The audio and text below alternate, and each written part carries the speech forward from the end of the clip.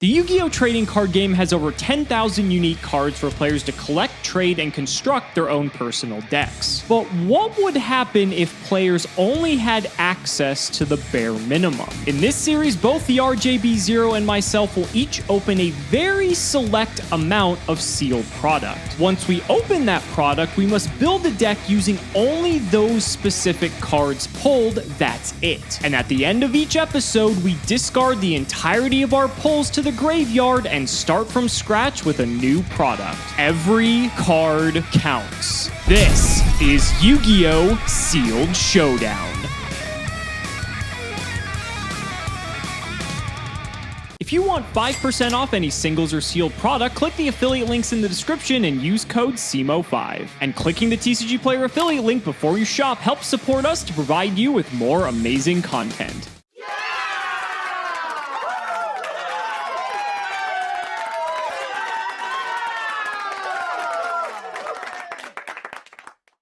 Those GX sets. What else is there more to say? They just provide such interactive and immersive gameplay with those 60 card options that are available and 30 of them actually being playable. But this episode is going to be quite different. We are moving on to the 2005 collector tins. The collector tins are some of the best episodes because we actually get to pull from some of the sets we've just previously done and actually are able to make a conglomerate of some of the best and worst of all of those sets. And as you can see here, we actually have some good promos that we will actually most likely be taking advantage of in these products. We have Xarian Universe, we have Vorse Raider, we even have Rocket Warrior, which isn't that bad. Panther Warrior, Dark Magician Girl, don't think those are going to be making their way in, but we'll see. And Guilford the Lightning also isn't too bad either. Two tributes are sometimes playable in these formats. It kind of depends on how the way things shape up. But for the contents of these tins, we're going to be opening one of each of them since there are 6. We have a Soul of the Duelist pack, a Rise of Destiny,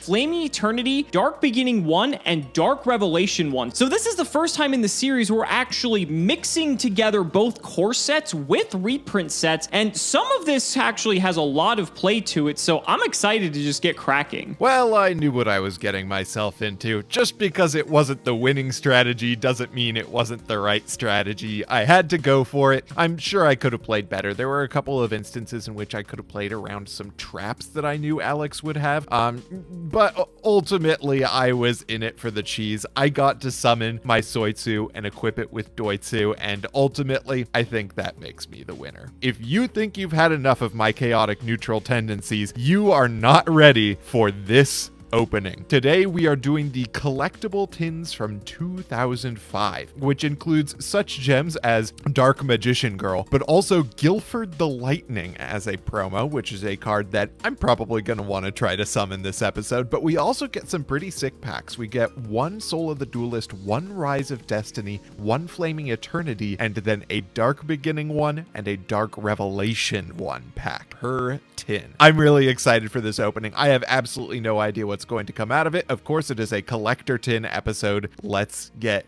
down to business. Pack number 1, I do see an Element Dragon, which is pretty good, so that's an alright start. Let's see if I can get a Masked Dragon Armed Dragon combo here. There's a Masked Dragon. Okay, so at least one of those to work with. Now let's get the Armed Dragon package. There's 1 Armed Dragon. Great to see. There's Dark Mimic level 1, which is pretty good in and of itself. And Enraged Muka Muka. Still no Armed 3. There's a Mind Crush, which could be interesting. A Horus 4, which doesn't do us any good. Okay, so I got an Armed 5, which is ultimately the most important thing, and I got a Masked Dragon. I'm not sure if that's going to be terribly useful to us, but I did get the Armed 5, which is what I'm looking for here. Let's get to Dark Beginning 1. So we threw all the packs into the custom draft mode of the pack opener, and so we're not going to be going in order here. Dark Beginning 1 is first because I believe it goes alphabetical, so it looks like we're going to be doing the reprint sets first. I kind of like that because there are some more playable cards in these products, and I think the core sets are actually going to be sprinkling in some other staples. We'll have to see though. Let's flip up pack number 1, and this is what I like to see, right? I mean, right off the bat, we get a Recruiter in the form of Flying Kamakiri number 1. Mask of the Accursed is a great card as well. The rest of this pack isn't too great. Taylor the Fickle may be relevant. Eternal Rest is good if Robert's on any sort of equip strategy, but not a bad start. Oh, speaking of 2 tributes, Song of the Thunder is actually not bad. This card's kind of a pain in the ass to deal with if there's there's not a lot of removal running around.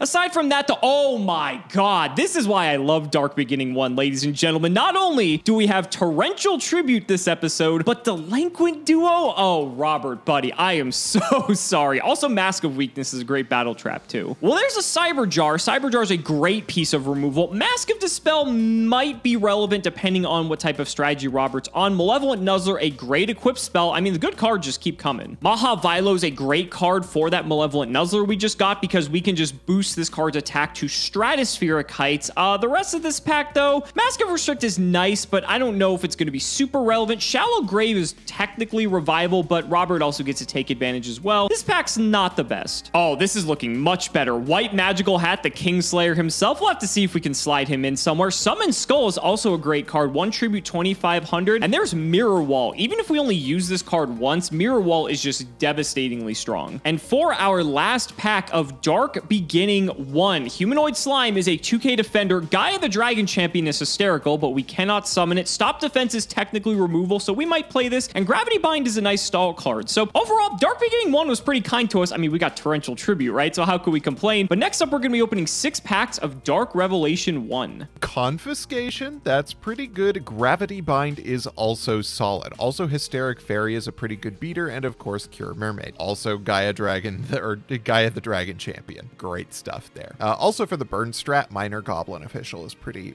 threat. Gravekeeper's Servant and Time Seal. Magical Hats is not great. 4-starred Ladybug of Doom, on the other hand, is. The Forceful Sentry and Mirror Wall, very good. Earthbound Spirit also making an appearance here. So far, pretty good from Dark Beginning 1, especially if I am going first. If I can get some more bubonic vermin in my last 2-ish packs, then I'll be happy with that. Mother Grizzly could be good. Dust Tornado is going to be really important because that's going to be our out to things like Gravity Bind. Glad to see that card. All right, last pack of Dark Beginning 1. Cyber Jar. Love to see it. Aquamador is also pretty good. That's about what we've got here. So overall, my opening from Dark Beginning 1 has been okay. There have been some decent staples in here, but I didn't expect much out of anything other than the Spell or Trap cards. Let's move on to Rise of Destiny. All right, first pack of DR1 coming in, and it's already looking okay. I can't believe we're still pulling Judgment of Anubis. I have pulled like 7 copies of this card across every episode we've done where this card is in a set. That is just unreal. Shadow Knight Archfiend is a 2k beater, although it does have some pretty bad downsides. The rest of this pack isn't too spectacular. Okay, this pack's looking a little bit better. Roulette Burial isn't the worst. It's a nice 2k defender that can actually technically be removal, although it has never killed anything in the history of this series. Cyber Raider is like a side deck card at worst, and then Spell Absorbing Life is pretty good just because it's like anti-burn. Dark Revelation 1 does have Wave Motion Cannon, so let's hope Robert doesn't pull that. Autonomous Action Unit is also technically Monster Reborn, so we will consider that too. This pack's looking pretty nice. Battle Footballer is a 2100 defender. A Giant Orc is a 2200 attacker, funny enough. Magical Marionette's a neat form of removal, but I think there's going to be better tribute monsters in this set. Question is very funny, but I think Robert is too good to not fall for this, so I think I will respect him enough not to play it. Thunder of Ruler also can blank a battle phase, so not bad. All right, and for our last pack of DR1, honestly, not the best pulls out of this set, and this set has some crazy powerful cards. It just doesn't look like we were getting them. Gravekeeper's Guard's a nice pickup. I'm happy to see this. Inpachi's technically like a 1900 defender, so that could be worth it. No Wave Motion Cannon, but we got Rope of Life again, ladies and gentlemen, so we can obviously play this because it's terrible Monster Reborn, but honestly, it's not that bad. Fusilier, which is not as exciting as I thought it was the first time around. There's my first copy of Harpy Lady 1. Glad to finally see that making an appearance. And Element Saurus is also pretty good. A Mirage Dragon, super solid. Nightmare Penguin, also a really good card. Rare Metalmorph is okay. Another Harpy Lady 1 is probably good. Ballista of Rampart Smashing is actually probably a very important card this set because we have a lot of 2000 defenders available to us. Silent Swordsman level 3 is pretty cute in the ultra rare slot. Back to Square 1 is a really good one though. I'm excited to be seeing that one. As is Zingzenhu. Pack number 5, another Creator Incarnate, another Harpy Lady 1, so I've got a full set of those, and Astral Barrier. Astral Barrier is going to be a really important card this set. Next pack, and this is our last pack of Rise of Destiny. Flint is really good. Glad to see that. Also, that ulti machine dupe Love to see it. Astral Barrier, another great one, and another back to square one. Overall, I'd say Rise of Destiny is probably my most consistently good pack so far. All right, so next up is 6 packs of Flaming Eternity. If there's anything we want to see out of this set, it is Phoenix Wing Wind Blast. So let's flip them up, hope for the best. Oh, God. Golem Sentry is not bad. I think that's probably the only redeeming factor of this pack. Oh, Lightning Vortex. Let's go. This is one of the best cards we could have pulled in the entire set. Great piece of removal. Obviously doesn't go after sets, but in a gummy board state, this will clean things up. Also, Element Valkyrie's back again. Maybe she'll need to get her vengeance. I believe this is actually our second copy of Hyena, so if we get one more, we could actually play these Hyenas, and these are pretty good just to get tribute fodder on the field. Just really not lose a lot of tempo. That's not too bad. Also, pole position is hilarious and could make for some very entertaining content if we decide to play it. Insect Knight's pretty good. That's a 1900 vanilla. Can't really complain too much about that. I think this is our second cross counter though. This is like the biggest bait. Anytime Robert and I play cards like this, they just never seem to come up, but we'll have to consider it. And for our last pack of Flaming Eternity, it's crazy how much faster it goes when it's only 6 packs compared to 24. And of course it is Spiral Spear Strike for the rare. Didn't get another Hyena, unfortunately. I really would have liked that. But next up we have 6 packs of Rise of Destiny. Let's get into it. Let's move on to Flaming Eternity. Element Valkyrie is alright. She's especially good when your opponent summons a 1500 attack point fire monster.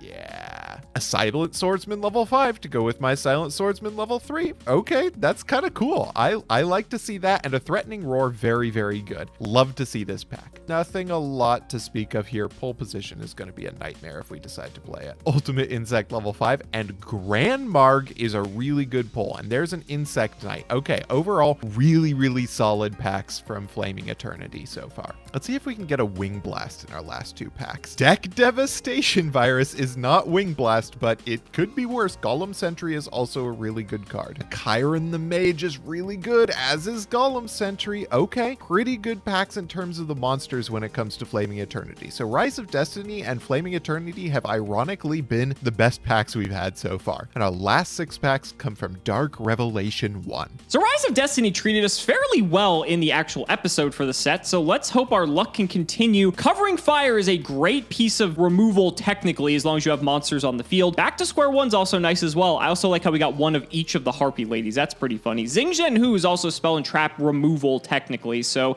that's not bad. Oh boy, Sasuke Samurai 4 makes his appearance again. He's sometimes removal and sometimes not. Honestly, we'll probably play it. This card's not bad. Another Back to Square One, a Nightmare Penguin as well. Rise of Destiny's looking pretty good. Rare Metalmorph is a very strong rare, but I don't know if we're going to have enough machines to be able to facilitate this. A very good card, though. Astral Barrier is also a very fantastic card. Happy to see it. Second copy of Sasuke Samurai number 4. Never fails. Another Astral Barrier is pretty good. Rock from the Valley of Haze is a 2401 tribute, so overall not bad. Wow, I actually think that's our third Back to Square One. We're looking pretty good in the removal department. Homunculus is an 1800 beater. Foxfire actually put in some work in the Rise of Destiny episode, so maybe we'll play it. Machine Duplication is hilarious, but I don't think we have any good synergy with it. And for our last Rise of Destiny pack, honestly, I think this was probably better than Flaming Eternity, and so let's see if we can keep that up. Perfect Machine King is pretty cool. I don't really know if there's a good way to play this card, but it's funny at the very least. We did have it in the Rise of Destiny episode as well. Second Nightmare Penguin too, and Xing Zhen Hu. That's just great. Kaboozel's Skilled Dark Magician is great to see, as is Rivalry of Warlords. Trap of Border Razor probably isn't going to be that important. Ojamatrio, however, could be. Tsukiyomi, great to see that. Disarmament and Spell Absorbing Life, also pretty good. Also, Terraforming can search for some of our spell cards, and I think that I have a Molten Destruction, which is really good if I get good fire monsters. Also, DDC. X-Head Cannon is an 1800. Deathrook Archfiend is my bro. Not a lot going for me there.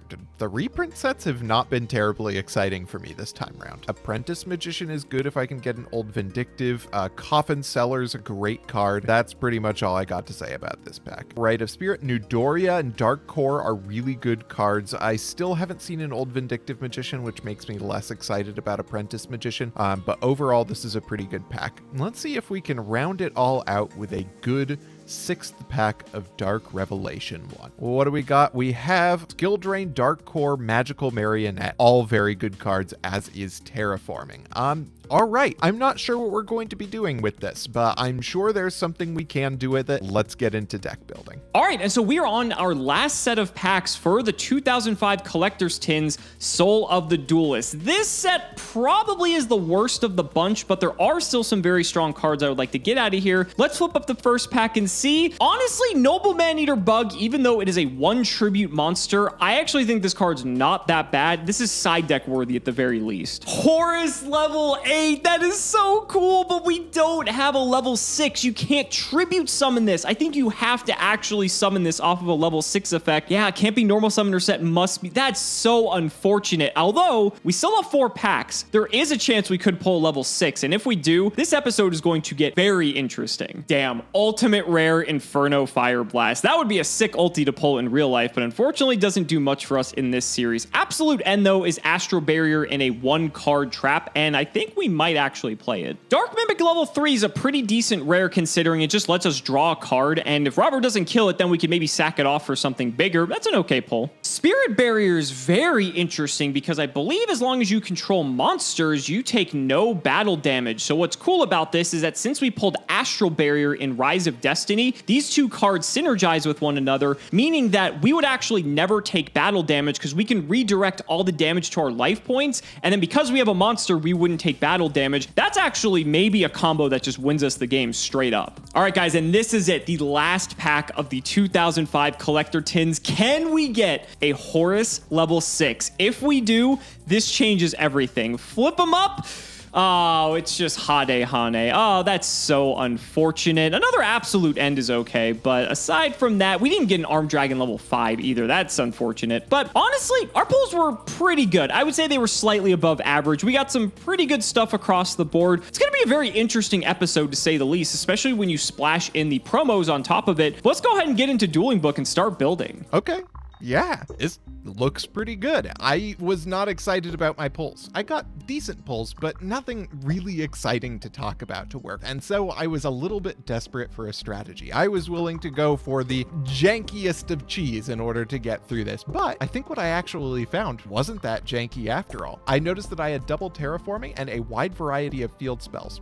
2 of them I did not have many monsters to work with, but double copies of Harpy's Hunting Ground and 3 Harpy Lady 1 really stood out to me because that's basically 3 copies of Breaker the Magical Warrior plus some, extra attack, which is overall super solid. And so I put together this deck that is roughly Harpy flip control. Let's go. Of course, we have the 3 Harpy Lady 1. Then we have the 1 Winged Sage Falcos, which has great synergy with both Harpy Lady 1 and with Harpy's Hunting Ground. It can get up to 2200 attack with just 1 Lady 1 and Harpy's Hunting Ground on the field. Next, we have double Homunculus. It's 1800 and it can turn into a wind to have synergy with Harpy Lady 1, which is also pretty sick. Next, we go into the flip control portion. We have 4-starred Ladybug of Doom. We also have Cyberjar. We have Dark Mimic level 1. We have double Golem Sentry, and we have Tsukiyomi. Keep flipping some of those control cards face down. And because my monsters roughly all have more attack than the defense of even the beefy defense beaters that Alex has, Tsukiyomi is going to be a pretty decent control card, I think. Additionally, Nightmare Penguin is another flip card that I can get value off. Mass Sorcerer, I'm trying out. He hasn't historically been great for me, but I have so much removal in my deck that I think I can get a lot of value out of him, especially because I have a lot of continuous protection cards that I can use to get some additional pluses off of him. 1 Chiron the Mage, because he's great. 1 New Doria. Grand Mark is probably the most exciting thing that I pulled. I'm going to be destroying a lot of set cards. 1 Skilled Dark Magician, 1 Insect Knight, and 1 Vorse Raider to round out our beat sticks. Next, we have the double Harpy's Hunting Ground, double Terraforming, a sick combo. I have 4 cards that discard from my hand to do something with a monster on the field. While I don't want to draw into all of these because they're all minuses, they're really great for dealing with the copies of cards I'm going to get. I'm going to get Terraformings I don't want to use. I'm probably going to get an HHG I don't want to use, or an Astral Barrier. And turning those into monsters no longer being on the field is great, especially with the Masked Sorcerer in the mix. Next, we have Confiscation and we have Forceful Sentry for hand control, 1 DDC in order to customize my hand. I've got a lot of good things I can search for. My attack stats are not great great overall. There are a lot of beefy monsters in this set, including some really high attack point attackers and some really high defense point defenders. So I want to be able to get over those. While monsters aren't going to be the biggest problem for me most of the time, it's nice to have some outs for them. Next, we have double astral barrier just to protect my monsters for a turn for me to set up a board. My keeping monsters on the field makes a pretty big difference because a lady 1 on the field turns into more high attack point monsters. The same goes for something like a golem sentry. So I'm glad to be running 2 of those, 1 dust tornado, 1 gravity bind, 1 mirror wall, 1 threatening roar, and 1 zing zen hu. And that rounds out basically all of my defensive cards. The side deck is really for me to go into more straightforward strategies. There are a couple of situations in which harpies are not going to be great, and so being able to move into something that's a little bit more standard beatdown is pretty good. We've got 1 giant soldier of stone with earthbound spirit, 1 aquamador when blindly loyal goblin. Then we've got our Xarian universe, 1 silent swordsman level 5, which is honestly pretty cool. That's a cool card. Also, Rock from the Valley of Haze benefits from both Harpy Lady 1 and Harpy's Hunting Ground. Armed Dragon level 5 is just a decent card for getting rid of monsters. Taylor the Fickle plus Mask of Brutality plus Disarmament are really good if I'm going to be looking at a lot of equip spells being used. Alex has a tendency to just toss double Gravity Axe Garl into his deck, and so being able to play with that is good. And also, this helps me deal with something like a Falling Down Archfiend strat. 2 Time Seal for going first, 1 Skill Drain for if Alex has his own kind of flip control deck. I've got a number of decent big bunguses to work with, and finally 1 pole position because it's pole position. This deck looks pretty sick. I'm excited to get to use the harpies. Hopefully it doesn't, get cloggy or, just not show up to the party. I'm excited for this episode. Let's get into it. Not exactly sure how I'm feeling about this one, if I'm being honest. This is a bit of a mishmash of all of these sets, and I think I came up with something playable. I guess we'll have to see. We never really know in these episodes until we really just sit across from the table with one another and start playing it out, but this is the deck we're bringing. Let's do the card by card. I guess I'm playing a bit of an aggro deck of sorts. I figure I have a decent amount of removal, so that way I can just kind of keep putting the pressure on Robert. Again, we'll have to see how it goes, but for the monsters, I have Amazoness Paladin. This card is just an 1800 beater. That's all that really matters. Cyberjar is a fantastic removal card if I'm behind, or if I just need to get a bunch of threats on the board. That's good for that as well. I have the Dark Mimics in here because card draw in a series like this is just so good, and so being able to flip and draw, or if it's killed in battle and I get to draw, like, that's good either way. Xarian Universe is a beater and it's a defender, so that's kind of neat. Giant Orc is massive. Golem Sentry and Gravekeeper's Guard can both bounce stuff back to hand, and so the idea here is that the defender's main role are to be able to bounce stuff back, so that way my main monsters can actually hit in for damage. We also have a Homunculus 1800 body. Iron Blacksmith Kotetsu is actually pretty sick in this deck because we can either grab Autonomous Action Unit or Malevolent Nuzzler, so we can either get an attack booster, which is sort of like searching removal in a way, and also a way to get another threat on the field. That seems pretty good as well. Double Nightmare Penguin, similar purpose as the Gravekeeper Spy and the Golem Sentry. We have Rock, which is just a 2400 tribute summon. Rocket Warrior is kind of sick because if we have another monster on the field and our monster can't get over Roberts, we can Rocket Warrior into it, reduce it by 500, and then our other monster should be able to hit over it. So I want to give this card a shot. We'll see. It seems a bit high effort, but I don't know. I think it's worth considering. We have Roulette Barrel as another 2k defender that can hopefully kill something that still has not happened, but maybe this will be the episode it does. Double Insect Knight 1900 is a prime stat line in the set. Summon Skull is the biggest tribute that we have access to, and Vorse Raider is also a fantastic 1900 beater wrapping out the monsters. For the spells, we have Autonomous Action Unit, which is just monster reborn for our opponent's graveyard at the cost of 1500 life points. Triple back to square one. This doesn't remove the monster, but being able to put it on top of Robert's deck seems pretty good, and that way it allows us to regain tempo. We also have Delinquent Duo because this card is broken. Lightning Vortex for removal. Malevolent Nuzzler is technically a removal card, and depending on the circumstances, could actually be a pain for him to deal with. Stop Defense to get around any of his pesky defenders for the spells. Then 2 Astral Barrier to allow us to keep our monsters on the field. We're going to use our life points as a resource here. 1 Covering Fire. This card has actually come in clutch before, so I want to keep it in here. Mask of Weakness is just a generically good battle trap, so is Mirror Wall. Pole Position is very funny because since Back to Square One is running around, I like this because if we have the biggest monster, Pole Position will then mean that it is immune to spell effects. This could backfire though, because if he does find a way to clear it, then he has the biggest monster. Maybe we can't use our spells to be able to clear it. So this is a double-edged sword, but I figure we give it a shot. Rope of Life is just the ultimate dream, but is still not that bad. Spirit Barrier in tandem with Astral Barrier is just like the God combo, and so I really hope we get to show that off. Thunder of Ruler is just a decent card. It's kind of just a better absolute end because we don't lose life points, although we do have to flip it in the standby phase, so we can't really surprise Robert with it. Torrential for a board clear, and Zing Zen Hu, just because I like this that it's technically spell and trap removal, as long as we're able to at least just get it right when Robert sets the cards, because then he can't activate them, and then we basically just have him on ice. In the side deck, we've got Sasuke Samurai number 4 at 2 copies. This is removal half the time, but I figure actual removal is better than this, but we'll see. A Battle Footballer in case we need some more defenders. We have Eternal Rest if Robert's on a very heavy equip strategy. Malice Dispersion is actually a very important card in the side deck, because with the Astral Barrier, Spirit Barrier combo, we want to make sure that we have ways to out that. Also, Gravity Bind is in here as well, so there aren't a lot of spell and trap removal cards, but this one is one of the better ones. Mask of Dispel and Mask of the Accursed. These are both searchable with Iron Blacksmith Kotetsu and could come up respectively. We have Absolute End in the trap department, which is just more copies of Astral Barrier essentially, but I figure if we want to put this in, we can. 2 copies of Cross Counter. We have a fair number of defenders, and so this card may not be that bad this episode. It is technically removal, but I'll evaluate and see what Robert's playing before I decide to slide this in. Judgment of Anubis. If Robert has a way to clear my spells and traps with a spell card like a Mystical Space Typhoon or something, maybe we'll put this in, because this card is just actually crazy if it resolves. Mask of Restrict. I'm not too hopeful that this is going to be relevant, but it could be. And then we have anti-burn measures in the form of Pikaru Circle of Enchantment, as well as Spell Absorbing Life, because Wave Motion Cannon is potentially a possibility, and I want to have some answers to it. Guys, this is going to be a weird episode, but I think it's a lot of fun when we get this mishmash of all these different sets. We'll see what happens. Ladies and gentlemen, it's time to duel.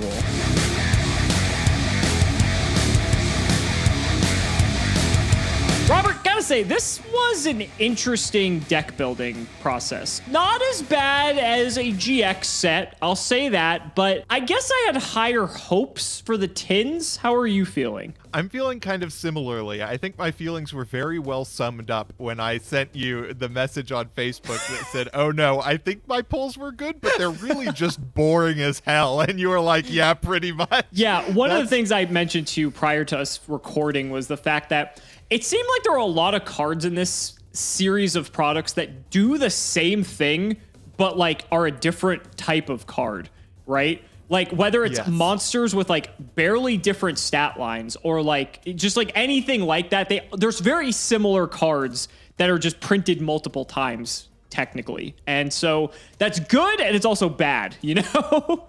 Yeah, exactly. Well, I think I managed to piece together, because I wanted to have a strategy going into this. I didn't want to just have like mediocre cards.deck. I wanted to have a strategy, and I'm kind of looking forward to getting to try out the one that I brought. Good. Well, I did the latter idea, so let's go ahead and see which one pans out better. I will go ahead and pick rock, paper, scissors. Shout out to patron. It is Eric Knoxel. Thank you for the support. What are you picking, buddy? I do not have my die at my desk. Oh my God! Just do your random weird scrolly mouse thingy. I'm replicating it on the screen for people so they know exactly what you do. Okay, I'm actually going to be decisive and make a choice, and it appears to have been the wrong choice. It was the wrong choice. So this is what I get for trying to think for myself. Yeah, that's exactly what happens. Good luck, buddy. We'll see how this one pans out. I think this one will be. Oh, this is fascinating. I think this will be an interesting one. I don't think this is going to be nearly as bad as a GX set, but you know, maybe I'll eat my words. I'll go first, and I think I am going to start by setting one, and I'm going to set one card face down and throw it to you. Okay, I'm going to draw for turn, and ooh, I get to start off by showing the actual strategy of my deck. How wild is that? That's terrible. I'm going to begin by activating Terraforming. What the fuck are you? Yeah, sure. What are you getting off? You are going to immediately know what my strategy is. Okay. I'm going to go for Harpy's Hunting Ground. All right, sure. I will activate Harpy's Hunting Ground. Sure. And I will normal summon myself a Harpy Lady 1. Mm-hmm. All good. I'll trigger Harpy's Hunting Ground and target your back row. It's my Zing Zen Hu. Ooh, glad to see that out of the way. I'm not. She's 1800 right now. That's big. If that's something like a Golem Sentry, it's not going to get over it. If it's a 2000 Defender, like, fine. I think I am just going to try and get over it. Well, you're not getting over it because it's Gravekeeper's Guard. Take your 100, and I'm kind of mad that this is getting bounced back to your hand. Yeah, I will happily take this right back to my hand. In the main phase 2, I will set... I'll set 2 back row and end my turn. All right, we'll draw. That's not great. I will just set a monster and throw it to you. Okay. I will draw for turn, and I will start off my turn by normal summoning a Homunculus, the alchemic being. The boy. Yeah, that's fun. Yeah, and I'm going to, let's see. You had one Gravekeeper's Guard. Would you like to try again? This is a situation where just like, it's just worth it to start just swinging and see what I hit. Now, this time it's a Dark Mimic level 3. So I will take the draw here. That makes sense to me. I'm just gonna end my turn here. It would be so sick if Harpy's Hunting Ground was all wind monsters gain the 200 and you could change him to wind. Missed opportunity, because those are from the same set too. So they are, and there are so many cards this set specifically that do things with type that if they did things with attribute, I would be in such good shape. Oh, I can imagine. I'm just gonna set and pass. Go ahead, buddy. Okay, I am going to draw for turn. Okay, that's an interesting draw. What do I want to start accomplishing with my hand at the moment? Winning might be a good idea. That is probably part of the plan. If that's something like a 4-star ladybug, I think I would rather just have my homunculus on the field. So I'm going to go into battle phase, and I am going to swing into your face down. It is a roulette barrel. Take your 200, fool. I will take my 200. This is going to resolve one day, buddy. I'm telling you. Someday it will. Main phase 2, I think I am going to normal summon a Vorse Raider. He's big. Yep. And I will let you go. All right, we'll draw. Let's go to main phase 1. Buddy, you ready? The time has come. You've got a 1 in 3 chance. Let's see, please. All right. Looking good for me. Oh, no! Okay. Well, you know, it was bound to happen eventually. All right. Vorse Raider's the larger monster. Homunculus could potentially have like weird synergies with your deck, because I know we still have things like Element Valkyrie and the like. Trying to decide which one I care about more. I know one card in your hand is the Harpy Lady #1, which you can't play because you have to pop your own cards if you do. I think I'll go for Homunculus here, actually. If you get like an Element Valkyrie or an Element Dragon, you can actually hit over my guard, and I'm not particularly enthused about that. I'm just gonna chill here, buddy. Go ahead. Okay, I'll draw for turn. Main phase 1, I am going to actually activate myself a Gravity Axe and put into Vorse Raider. Okay, so it didn't matter what I was killing, but that's fine. I mean, to some extent, it probably mattered. I am going to go into battle phase, and let's get rid of that roulette barrel. I have faced RNG for the last time. Sure, that's fine. Main phase 2, I will set a monster, and I will let you go. Okay. We'll draw. Main 1 for me. I think I will set a card of my own and throw it to you. Okay. I am going to draw for turn. That's an interesting one. So you probably set a new monster. It's either going to be because it's got a big booty, or because you think that you actually stand to gain by my attacking into it. In either of those worlds, I am probably good to get in with Vorse Raider. You ready to have some fun, buddy? Is this a Cyberjar? Oh, buddy, I am looking forward to that one. So there goes my Vorse Raider. It a little bit sucks that I'm going neg on this. Potentially. You get to draw 5, so you're welcome. Nightmare Penguin's going. All right, I will mill first, I suppose, and let's see what we're getting. 3 monsters. Okay, it's not bad. So actually, I've learned that through the comments, we've been resolving this card improperly all this time. Apparently, we are able to just pick, we get to shuffle the set monsters off of Cyberjar. Okay. So I am going to normal summon Insect Knight, or special summon, excuse me. I'm going to set the other 2 monsters, which were Golem Sentry and Nightmare Penguin. And my other 2 cards were a Pole Position and a Spirit Barrier. You got a Confiscation after the Cyberjar. That's kind of gross. It is kind of nice for me. I am going to summon my Falcos, and I am going to add the rest to my hand. Which are Confiscation, Newdoria, 4-starred Ladybug, and a Golem Sentry. Oh, pretty good. And I am going to 1, 2, 3 And then I am going to... You said a Nightmare Penguin and a Golem Sentry. Correct. Okay. I am going to use this opportunity to use Wing Sage Falcos to attack into one of your set monsters. It's a Nightmare Penguin. Okay, what is going to my hand? So you'll take 100 from the hit. I will. Oh, actually, no. Oh. Penguin dies because of Hunting Ground giving it the boost. Okay, fair play. Wait, except Penguin Soldier is also... Oh, no, it only gains... It only gains attack. Okay, He yeah. does not gain defense. No. So what will you be sending to my hand? Good question. I don't know how much it matters, if I'm being honest. I will go ahead and send back one of your sets. I'm just going to roll for it. So we'll send this one back. Okay. And would you like to use... Oh, no. Wing Sage Falcos has to destroy an attack It has position to monster. be an Wow, this attack is the position, worst which is card in fucking A Yu-Gi-Oh! bizarre situation, but it happens to have excellent synergy with Harpy's Hunting It Ground does, and so it Harpy works. Lady 1. Not bad. Okay, main phase 2, I will use my Confiscation. I have a feeling I know what you're going to take, but go ahead and get a look. Yes, the Mudda Flippin' Christie. What a hand. Yeah, I've just been trying to figure out how I'm going to deal with this Hunting Ground, and I really had no rush, considering that you couldn't get over my guys until you slapped that Gravity Axe on the Force Raider. Yeah, I think Lightning Vortex is probably a good Shocker. Wouldn't have guessed. Yeah, I think that's probably the one, and I'm just going to put that in the chat. And then I think I just set another monster, and it is your go. Okay, let's go ahead and draw. Main one. Now we gotta make some decisions here. So the Insect Knight and the Falcos potentially trade. I know you have a Golem Sentry, a Newdoria, and a 4-star Ladybug set. So 4-star Ladybug is the biggest annoyance here, because I don't think I have a particularly good way to deal with it.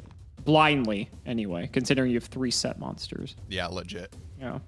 Isn't Cyberjar a fun card? Oh, it is. It just makes the game so much more exciting, especially for the viewers, I imagine. I know you have the Harpy still in hand. There's a bunch of cards I don't know that you have. Yeah, looking at what I know is in your hand, this is a weird position for you to be in. Yeah, it's not fantastic. Okay, let's try this. I'm going to flip Golem Sentry.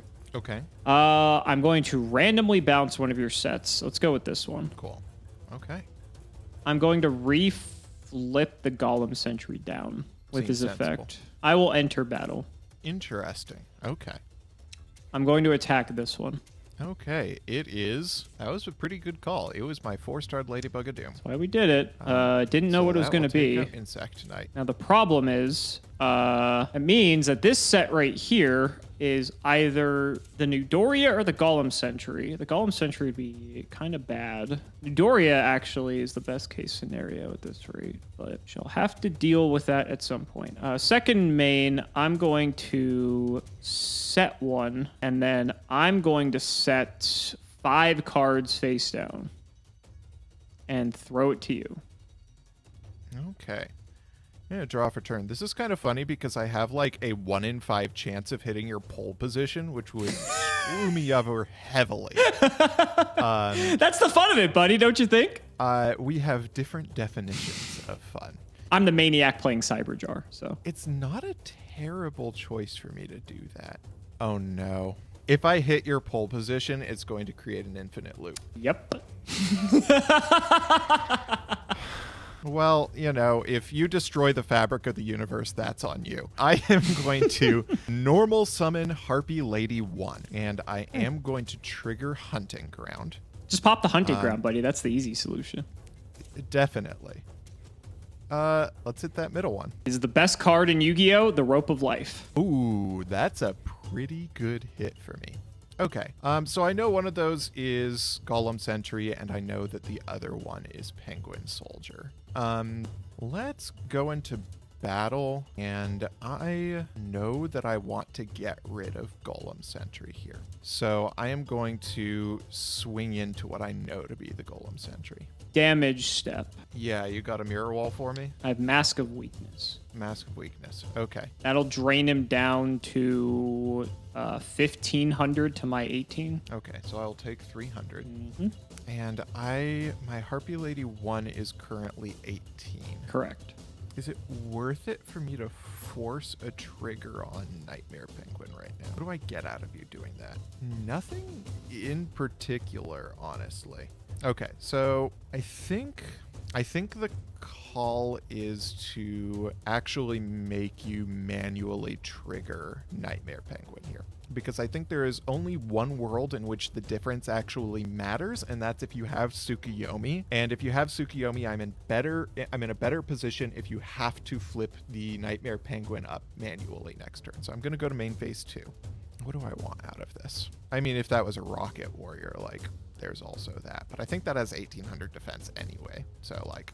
No, he's 1300 defense. He's 1300 defense? Okay. I still don't think you would bother setting that with Nightmare Penguin in your hand. Okay. Main phase 2, I have a series of very difficult decisions in my hand. So if you try to use Golem Sentry next turn, it's going to have to stay in attack position. I am going to leave things as is. It is your go. Okie dokie. I will draw. It's a hard series of decisions here. Go to main 1. What is New Doria's defense? I know it's low. It is 800. 8. Ugh, that's kind of gross. I think that's also exactly the attack of Nightmare Penguin, and also, oh no, Nightmare Penguin's a little bit bigger. Yeah, but it's exactly the attack of Golem Sentry. True. Okay. Yeah, these monsters that bounce monsters back to hand aren't particularly good with Hunting Ground up. Yeah, they could be better. I'm going to set my Golem Sentry. Okay. I'm going to flip the Golem Sentry, bounce your Falcos. That makes sense. Okay. I'm going to flip Nightmare Penguin, bounce your Harpy. Yeah, totally fine. Battle, kill New Doria. Okay, and New Doria will take out Golem Sentry. Okay. Then second main, I'm going to normal summon Rocket Warrior. Okay. And I think that's all I'm doing. Go ahead. I'll draw for turn. It's an interesting draw. The chances that I hit pole position and screw myself over continue to increase. All RNG, buddy. It's all RNG. Which has always been in my favor historically. Well, I think I have to continue taking the chance here. The potential of just like absolutely scot-free value is a little too good for me to pass up. I am going to normal summon Harpy Lady 1 again, and I will trigger Harpy's Hunting Ground, and I will target this one. I had a feeling you were going to pick this one. Show me covering fire. Yeah. Got it. Ooh, I had a feeling that as is soon a as I good saw one to 2 see. and 1, I'm like, he's going to pick the one that's by itself. And that unfortunately was covering fire. So that's unfortunate. Okay. So there's a world where one of those cards that you have face down is not one that I know. In fact, I know for sure that one of them is a card I don't know. There have been 2 draw steps since you compied me. So there's 2 cards somewhere that you don't know about. I think the call here is actually, this is a weird one, Alex. Okay. Is there something? Hi, distant coder. Let's see. That's definitely a weird one. So I go into battle phase, I swing in. There's still a possibility you have something that screws me over. But I think it's like not enough of a concern. But also I have a huge amount of card advantage right now. Yeah, I think actually straight up not worth it for me to do that. Okay, we're going to go into battle phase. I am going to attack Rocket Warrior. Okay, that's fine. So I'm going to take 3. Yeah, and it does go to the graveyard because it's not currently your battle phase. Yeah, so it goes to the grave, not my battle phase. Main phase 2, I am going to set a back row, and it is your go. We shall draw a little bit. So like right now, Tsukuyomi is not a threat to me. A little bit late to the party.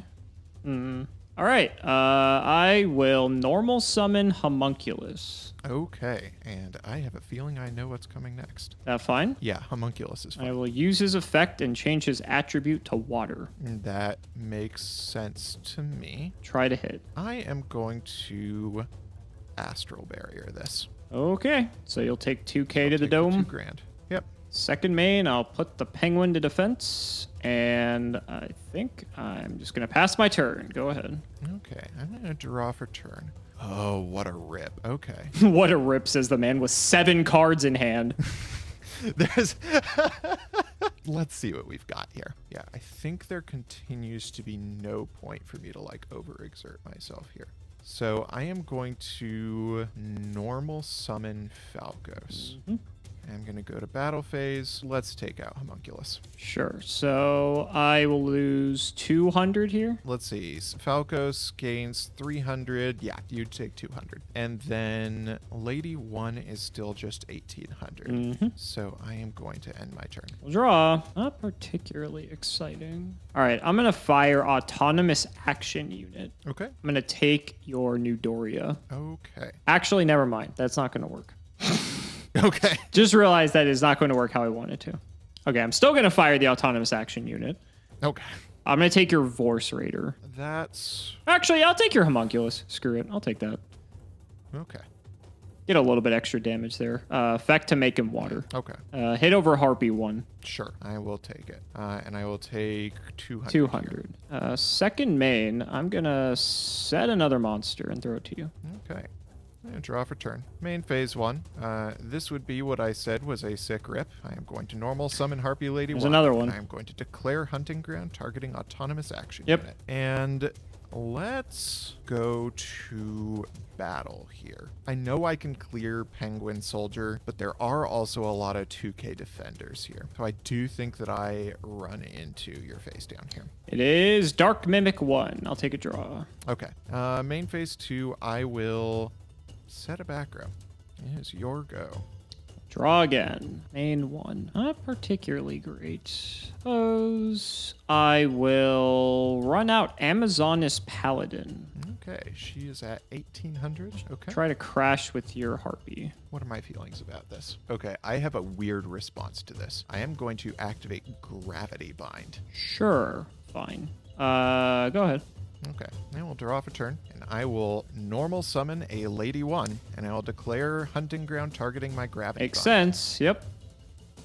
And I will go into battle here. Now everything is swole. Yeah, we beef on this side of the field. I'm going to attack into Paladin. Okay, so 19, 20, 25. So I take 7 from this. I guess I'll Spirit Barrier. Okay. And then I will attack into Nightmare Penguin with Harpy 1. Gone. I will attack directly So with this Harpy 1 is number 21. 2. Yes. And now I know exactly which card you have is pole position. I'm saving the audience. I'm doing them a service by not flipping this and forcing an infinite loop. So you're welcome, audience. I'm taking the L for that. Really taking one for the team Yeah. here. I am going to call that a turn. Yeah, I'm so dead. There's no way I can come back from this. Especially because you hit Lightning Vortex out of my hand. That is just not happening. Yeah, I'm real glad that I no longer have to do it. Yeah, must be nice, buddy. Must be nice.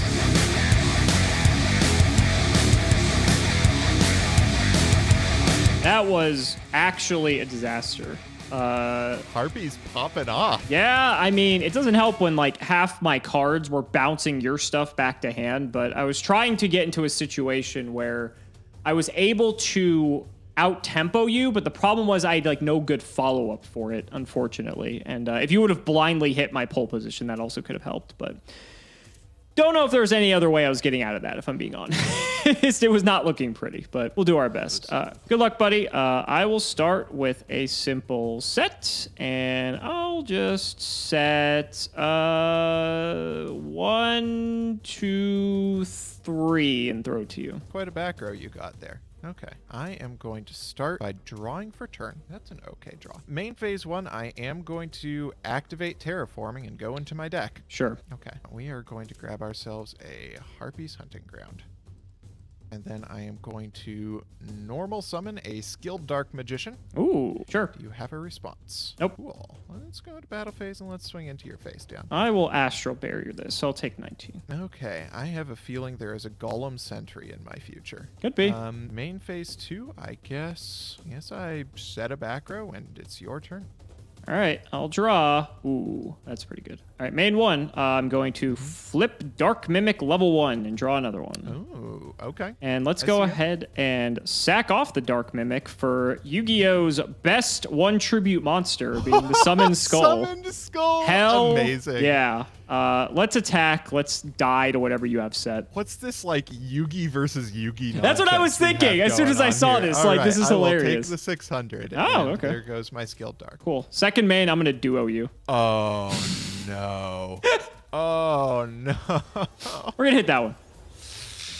That's not good. Ooh, okay. All right. Things are looking good. And You don't have any then I harpies, so think- I don't know how good that was, but...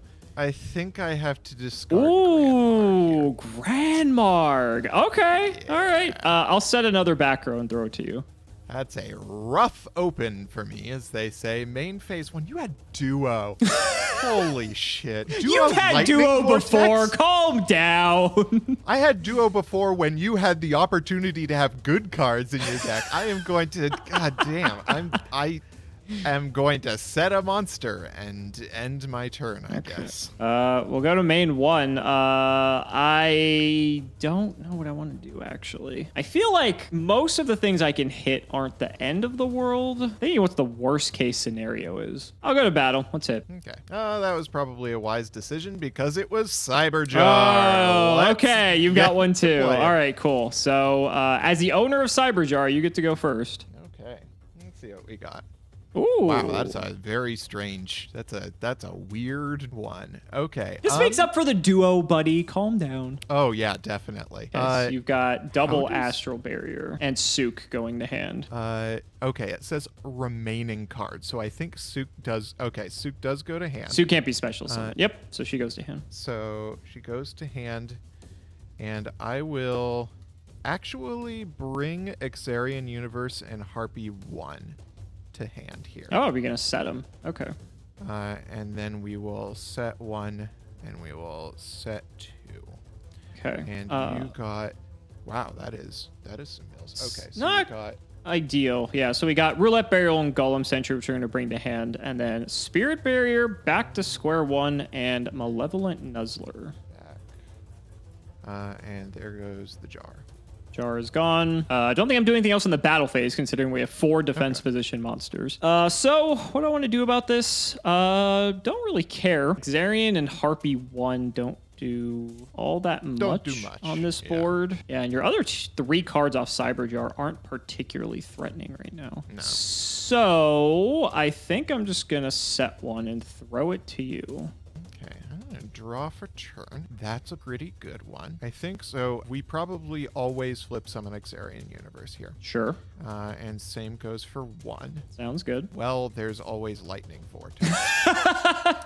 That is a card. Oh, boy. Especially now that you know I have it, you're going to try to play around it, even though it is a one-of, but... I think even though you have it, I have to try and get rid of Golem Sentry here. So I am going to normal summon Force Raider. Okay. And then I will... Main phase 1, I'm actually going to activate Mask of Brutality, and I'm going to target Xarian Universe. Sure, make him 28. Yeah. Sounds good. Okay. I am going to go into battle phase, and I am going to attack first with Force Raider. Buddy, you're thinking way too hard about this. Initiate the God combo. Oh, no! Okay. Yep. So, what happens here, for people who don't know, is that because I have both Astral Barrier and Spirit Barrier face up, Astral Barrier, I can redirect every one of Robert's attacks to my face, but because I have Spirit Barrier, because I control a monster, I take no damage. So, I will never take damage, and none of my monsters will ever be destroyed. So, good luck, Not buddy. ideal for me. Main phase 2, I am going to set 1, and I will set 2, and I will set a 3rd. Your go. All right, I'm going to Zing Zen Hu on your end phase. Target the first 2 that you set. Okay, that makes sense. Can we do the... No, we can't do the thing. Okay. Well, I know which ones they are. Yeah, the ones on either side of Brutality. Just remember it that way. Okay, this will be fun. Main phase 1. This is interesting. I kind of almost just want to leave your Xarian up now because you just take 1,000 life points. Oh, no, it's or destroy this card. It's okay. or Yeah, destroy it's it, or. yeah. It's not mandatory. Oh, that's lame then. Okay. And with the God combo in play, I have the feeling I know what I'm going to want to do. I have a feeling too, so, you know, that makes the decision a little bit easier in that regard. Okay, well, let's see. How do we want to do this now? Because this changes some things. I'm going to flip up the Golem Sentry. Let's bounce the Xarian back. I just don't want the Mask of Brutality out anymore. That makes sense. We'll do that. Next, I'm going to flip Roulette Barrel. Let's see if we can go 2 for 2 on this. There's a 1. All right, looking good. There's a 5. Okay, All right. that's fine. So nothing crazy there, unfortunately. So for my next trick, I'm going to sack the barrel for a rock from the Valley of Haze. Not a bad card. Okay. It's not bad. And I will go to battle, and I will hit over your Harpy 1. Okay, I will take... Take 11, because they're both wind.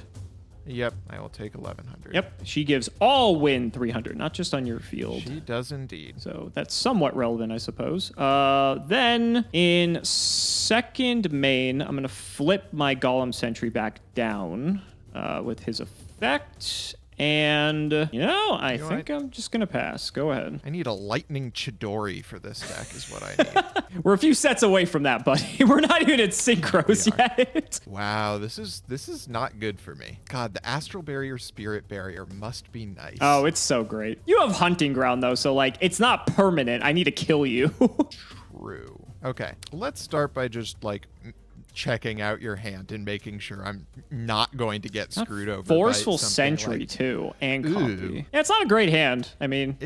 It's not great, and it's not, terribly impactful against me right now. I guess the call here is to send back to square one, because there's a greater chance that you can kill me with that. Potentially. Also, I have, all my zones clogged, so, none of them are super impactful. I mean, yeah. I am going to... You don't have a monster in hand yet. And I know your hand is Exarian, Sook. Think I don't know the last card. That's correct. God, this is a terrible situation. Oh, this is great. Do I bother setting a monster?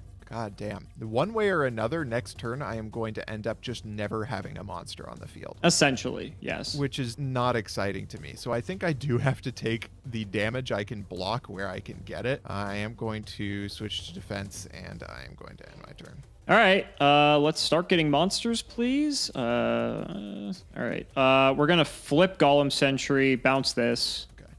And then I'm going to go to battle, hit with rock. Yeah. Hit for 8. Okay. Second main, reset the Golem. I guess I'll just set another monster, and I'll just pass. Oh, boy. Tick-tock, buddy. Oh, boy. Yep, this is gonna be a fun I've got the game on lock, unless you can break it. To see this. Let's go to main one. I do have outs to this board. I know it's not impossible for you to out this. So the problem is I need to be able to actually start killing you here, which is doable. I have a few turns, so let's go to battle. Hit for 32. I will take 3,200. Yep. You have one turn to find the out, and I will set another card just to make it all more fun for you. God damn. Okay. Don't you just love to play fun decks? Holy shit. And that is the game. I thought this was fun. I mean, you had fun Harpy's Hunting Grounding me, and I just got to go all in with my combo. Yeah, the difference between that and Harpy's Hunting Ground is I activated cards. I did too.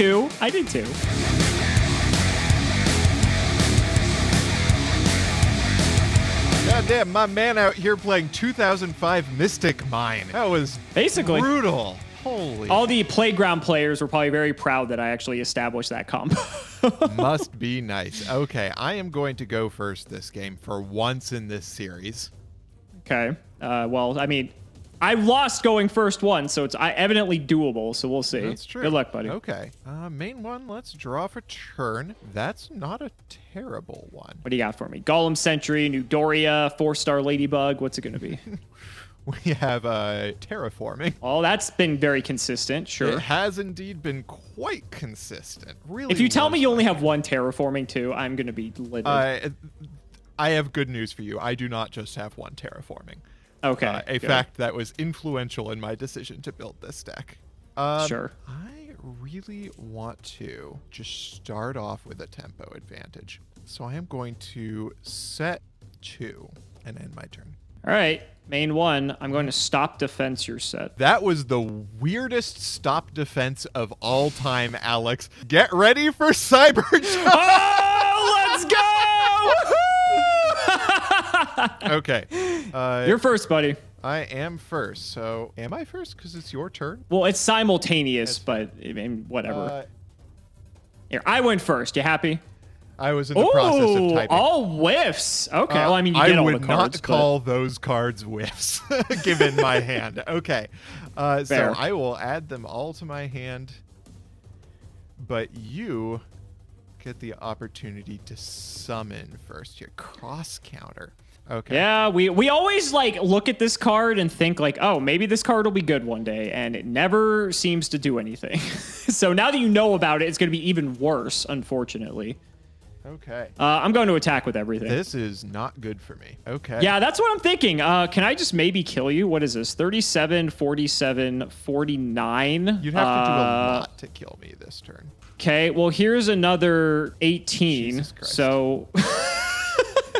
So this is what now? 37 plus 3K is 67. So you correct? have to have over 2,000 for each of them in order to kill me. Right. So correct. we've got 3K plus 37. Plus 37. So I'm at 67. So I take I'm just going to go ahead and Malevolent Nuzzler up my Sasuke 4 here. Okay. And I'm just going to hit with everything. Okay. This is 7,400 if it all connects. That's a lot of damage. My plan is to just get you as low as possible, so that way you can't make like any sort of favorable, trades or anything like that. Because one false move, buddy, and it is going to be bad news for you. But you have a bunch of crap in your hand, so it's not fantastic. Second main, I will set 1, and I'll throw it to you. Okay, I will draw for turn. I am going to start off by taking this opportunity to Dark Core away that Sasuke Samurai, and I'm going to discard a Terraforming. Sure. So he gets banished. Malevolent Nuzzler will be destroyed. Do I want to put it back on top is the question. I don't think so, so I'll let it go. Okay. I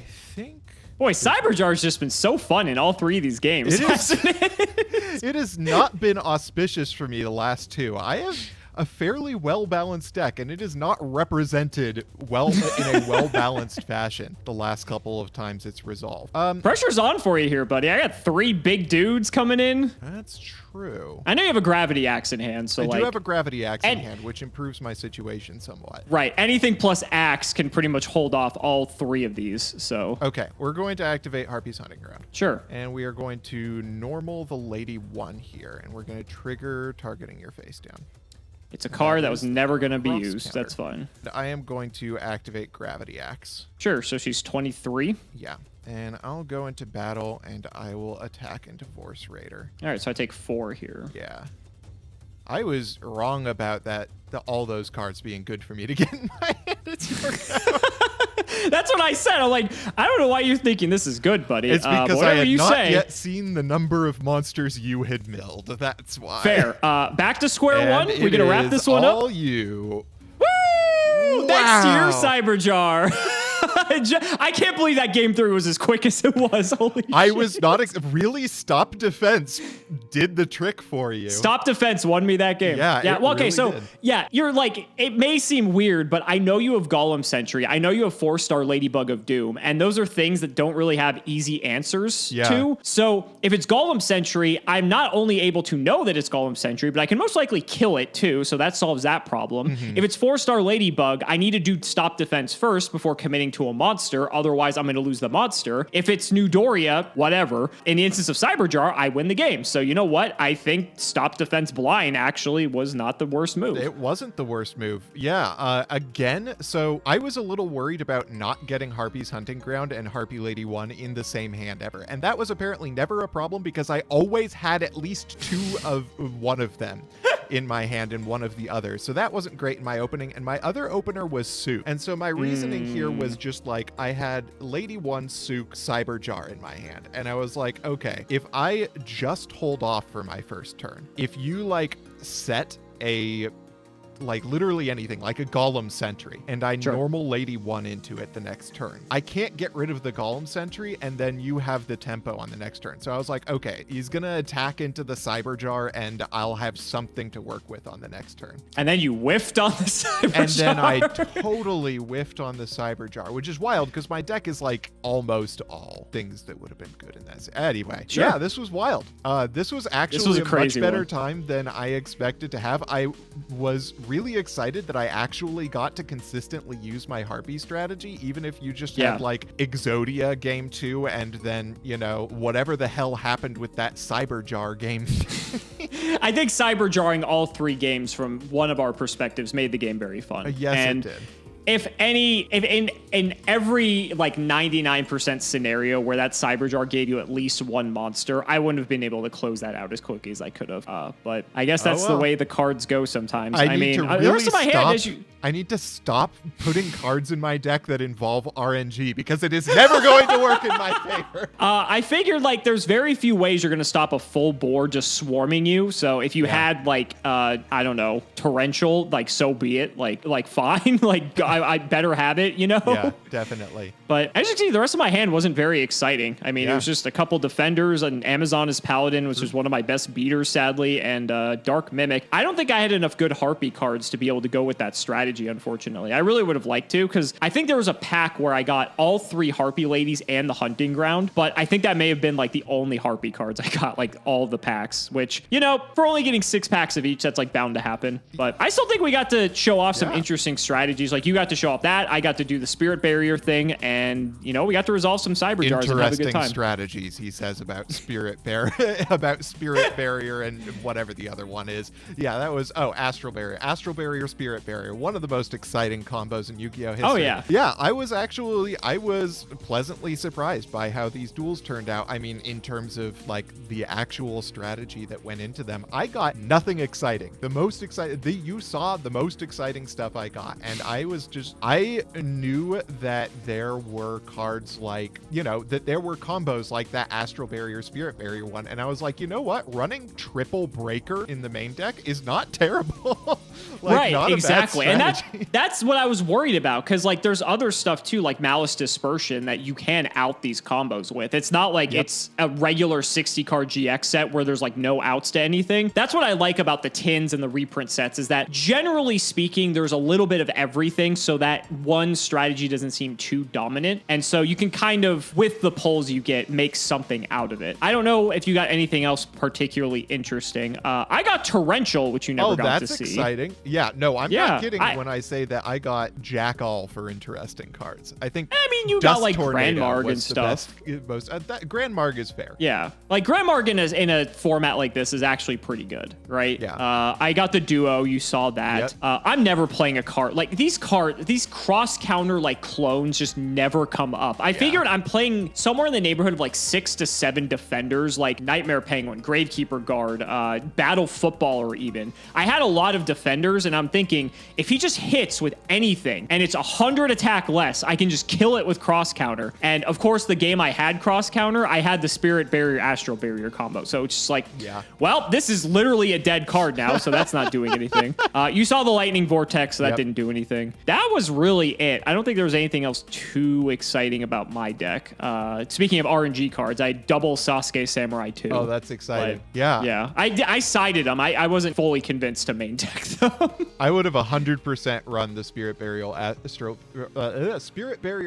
Barrier combo. It's hard to say that, right? I was getting tongue-tied in my deck building too when I was saying Yeah, I mean, Gravity Bind in my deck actually had a really interesting position. So I went back and forth on Gravity Bind because I basically don't have any level 3s, but I do have Harpy's Hunting Ground, and I have a bunch of monsters. Like I had double Golem Sentry, I had, you know, Sook and a bunch of control monsters. Like I had a Nightmare Penguin. I was like, you know what? I could basically win the board for like 4 turns until I draw into Harpy's Hunting Ground and a Harpy Lady 1. And then I have won the game at that point. So I was like, you know what? Essentially. That'll do it. I'm not gonna lie, I was shitting when I saw you had the Harpy's Hunting Ground stuff, because I thought to myself, there's no way I'm gonna be able to beat this, because it just seemed that everything was way in your favor because of the ability just to pop all of the back row, which my deck was pretty back row heavy, in all honesty. I think I had like somewhere in the neighborhood of like 12 or 14 back row, and Harpy's Hunting Ground would have just eaten it alive. So fortunately, in the second game, you didn't really have much to do with it. It kind of just sat in your hand. So the fact that it does not trigger on flip summon really like stole my lunch money in that second game,